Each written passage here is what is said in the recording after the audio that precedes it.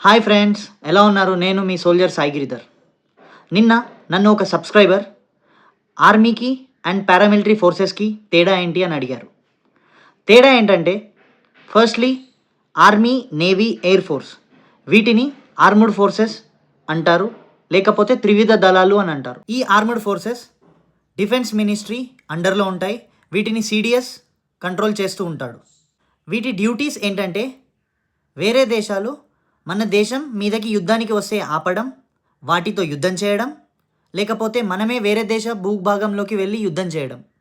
ఇంతే కాకుండా military operations, military exercises, patrollings ఇలాంటివి చేయడం. దేశంలో ఎప్పుడైనా న్యాచురల్ క్యాలమిటీస్ కానీ అల్లర్లు కానీ జరిగి ఎవరి వల్ల కంట్రోల్ అవ్వకపోతే అప్పుడు ఆర్మీ వెళ్ళి వాటిని కంట్రోల్ చేస్తుంది, దేశాన్ని, దేశ ప్రజలని కాపాడుతుంది. నెక్స్ట్ వచ్చేసి పారామిలిటరీ ఫోర్సెస్.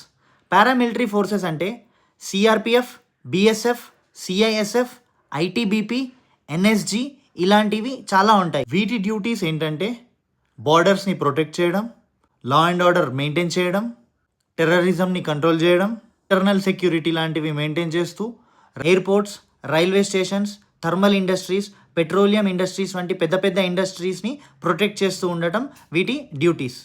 ఇవి కాకుండా పారామిలిటరీ ఫోర్సెస్ ఎప్పుడైనా న్యాచురల్ క్యాలమిటీస్ వంటివి వస్తే ఇవి వెళ్ళి దేశాన్ని, దేశ ప్రజలని కాపాడుతుంది.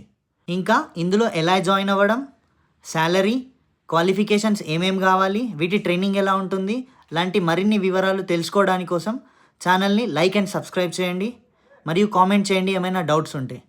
థ్యాంక్ యూ వెరీ మచ్ నన్ను ఇంతలా సపోర్ట్ చేస్తున్నందుకు. జై హింద్ గైస్.